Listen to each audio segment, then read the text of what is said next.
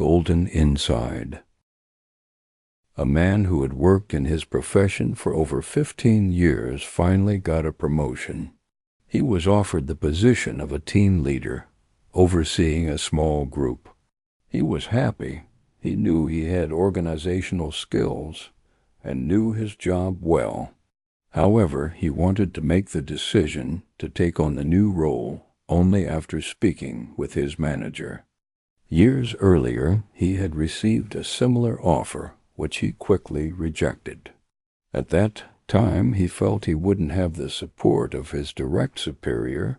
He simply didn't trust him. This time, he decided to present his vision of cooperation. If it was accepted, he would take the role. And that's what happened. The nomination coincided with the first day of the new year. Maybe just a coincidence, but for him, that day marked not only the start of a new year, it was a new beginning in his professional life. As is often the case, he started out with enthusiasm. He wanted to prove himself, above all to himself. The cooperation with his superior was going as he had hoped. He felt supported. Months passed, and problems began to appear one after another. Despite the effort he put into building a good atmosphere and team spirit, not everything went according to plan. He tried different approaches with his colleagues. He understood that everyone is different and can't be treated the same way. Even that didn't bring the expected results.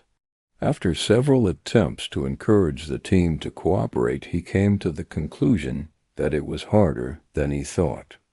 Over time, he began to see that the problems in the relationships weren't his fault. The issues he reported to his superior were swept under the rug. The lack of response, the tolerance of inappropriate behavior, the lack of consequences, all of this showed the employees that the relationship between the team leader and the manager was unhealthy, and they eventually understood they could follow that lack of principles. More than 2 years passed.